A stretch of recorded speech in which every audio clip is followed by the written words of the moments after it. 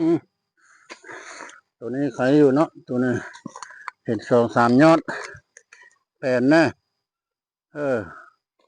เพราะว่าแยงมันบ่หลายปีที่แล้วเนี่ยนะพอบ้านพอรอดแล้วเอาเกลือหมู่ว่าเอาเกลือมาใส่เง่ามันเนี่ยนะมันตายว่ะพอบ้านพอรอดก็ซื้อเกลือมา3 ถุงใหญ่นั่นแหละมาโห้ยใส่ข้าวเบิดเนี่ยนะเง่ามันนะบ่ตายเออเออจนว่ารอท่าจะรอเป็นปีก็บ่ตายเมื่อถามหมู่ผู้เว้าหมดละมึงบอกอย่าแม่นเกลืออันนั้นน่ะเกลือพี่ชังว่าเกลือมันมีเกลือตัวนึงหันตายว่ะแม่นเกลือพี่ชังอืมเออเกลือเขาขายนั่นหันนี่แหละเอามาใส่บ่ตายท่านผู้ชมเลยอืมได้ยอดหนึ่งละได้ยอดหนึ่งละยอดที่2ตัวนี้โอ้ยไม่เบิดออกนั่นนะเนาะออกหอมแท้ๆนะต้องได้ตัดทีแล้วท่านผู้ชมมาอืมอืมต้องตัดตัวนี้ก่อนจังสิเอาได้นะ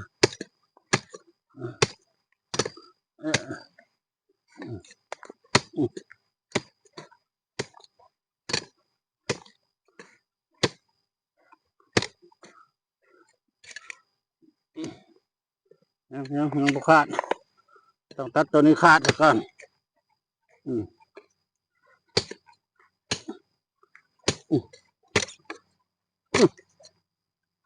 เออตัดป่าหมาบ่เฮาน่ะก็ยากเนาะเด้บาทน่ะเอา30,000 บาทน่ะ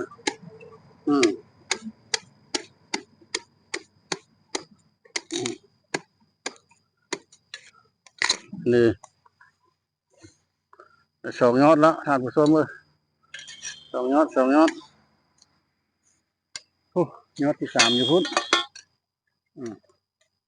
ยอดที่3น่ะอยู่พุ่นชนตัวนั้น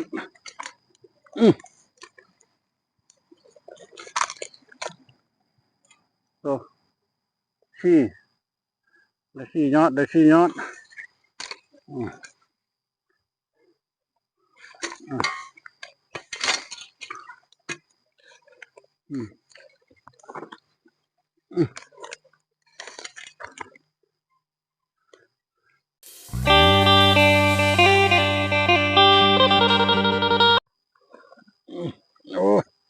หาหน่อไม้ก่อนท่านผู้ชมเว้ยหาหน่อไม้ก่อนได้มาให้มานาแล้วว่าสิไปเฮ็ดหัวแล้วรถเขายังมาบ่ฮอดรถเขามาบ่ฮอดแล้วจักบัดนี้ไปคันสิเฮ็ดคันสิม้างท่าผัดอันนั้นเนาะลูกหลานมันดำเข้าแล้วถ้าเบิ่งมันมื้อใดเขามาเฮ็ดแล้วก็เขามาดุดแต่ว่าเขาดุดแล้วเขายังมาบ่ฮอด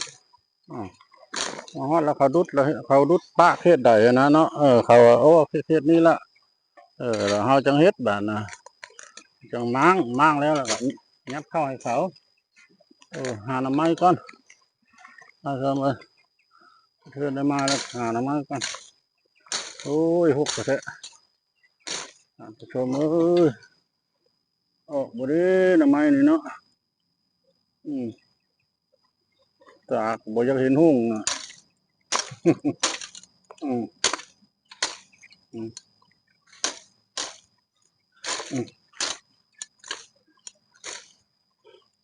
ยัน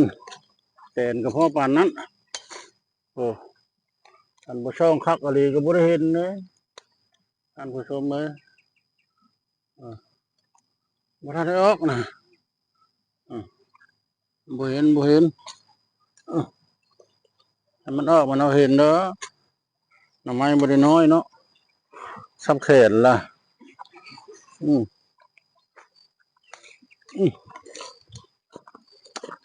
ขอไข่ขอพานี่ก็หกกระทะ อืมยังบ่ออกยังบ่พอได้ก็ยังแห้งคล่องเลยผู้ชมเป็นสองยอดแล้วสองยอดละผู้ชมเอ้ยเป็นสองยอดแล้วทางเข้าไปก่อน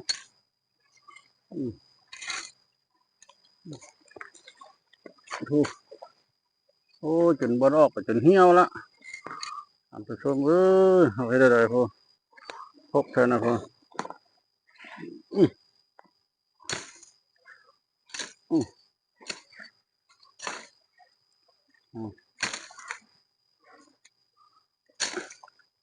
ห้องกระสะน้ำสนนี่แหละเพิ่นว่ากระสะน้ำสนเตรียมเงินกับสร้างครอบครัวไม่เนาะท่านผู้ชมเนาะเอาเดียวไม่แล้วล่ะได้ลูกพ่อแม่บูฮานเพิ่นได้พาเว้าเนี่ยเด้อทางเอาเด้อท่านผู้ชมเด้อได้ลูกมาล่ะได้ผู้หนึ่งแล้วนะครับตกปีที่สองที่สามมาบ่ได้ผู้สองคนลูกขนาดไปเดียวเอาเดียวแล้วล่ะบ้านนี้ล่ะบังเอิญเนาะครอบครัวทุกอย่างเฮ็ดให้เฮ็ดนาแต่ว่าผู้หญิงก็ละแบกภาระหลายกว่าผู้ชายเนาะอุ้มลูกเดี๋ยวนี้ยังใครแน่เดี๋ยวนี้สบายแน่นนึงกันลูกอยู่ในเมืองได้มันมีโรงเรียนมีโรงเรียนเอาไปฝากเนาะไปจ้างเรียนนะครับเบิ้งเรียนอนุบาลแต่สะดวกอยู่พ่อแม่กับบุญยากก็ได้แต่อยู่ชนบทนี่ล่ะมันยังบ่มีโรงเรียนอนุบาลเนาะก็ได้ช่วยเดียวละบางคนผู้ชายมันบ่คือกันเนาะบางคนก็บ่อยากเอาลูกบ่อยากเอาคือสมัยคู่มือนี่ก็แต่เวียกแต่งานแล้วลิ้นโทรศัพท์บางคนก็ติดเกมผัวนะเนาะขอโทษเด้อบ่ได้เอาใส่ผู้ใดผู้หนึ่งได้สมมุติติดเกมลูกมันให้บ้านน่ะผู้นั้นก็ให้ผู้นี้ก็ให้แม่ก็เฮ็ดเวียกเนาะจะย่างเฮ็ดกินนึ่งข้าวดังไฟนึ่งข้าวผัวพัดบ่เอาลูกให้เมียเรามาให้ตัวอย่างนั้นเด้อท่านผู้ชมเด้อเมียเราให้ลูกให้จะคือว่าบ่เอาเด้อผมจะโทรศัพท์สงสารเราก็เที่ยงเดี๋ยวไปเดี๋ยวมากับพิษกันอันนั้นแหละพ่อแม่เพิ่นว่าผัวเอาเดียวไม่นี่ละซ้ำเดียวกับเพิ่นส่วนเทียบซ้ำกับกอกกระสะน้ำสนเพิ่นว่ากระสะน้ำสนคืออันนี้นี่กระสะน้ำสนเนาะมันสนซ้ำได้เนาะเพื่อสิว่าลำมันได้นี่ปัดเต้อแง่งมันเลยพ่อเท่าไรพันชั้นแต่ว่าถ้าผู้ใดบ่มีใจอดทนท่านผู้ชมไม้นะถ้าผู้ใดบ่อดทนล่ะพิษเทียงเร็วกันบ่ได้ตามใจปะเดียวปะแล้วผู้ชายละใครผู้หญิงนี่ตีเนาะท่านผู้ชมเนาะแบกภาระ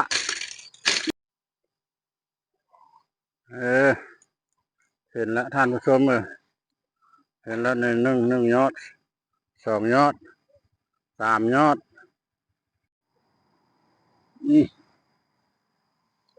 ไอ้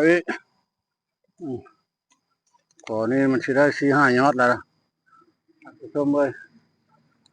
ใครอยู่มันแปลนแน่เนาะมันแปลนแน่ตัวนี้วันอื่นทุกตัวนี้นะแปลนอยู่นะ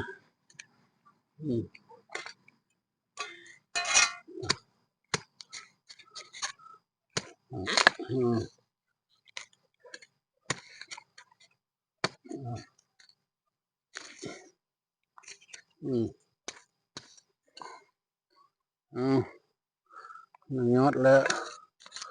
ตัวนี้เดี๋ยวนี่จะขุดเอาบ่ตัวนะ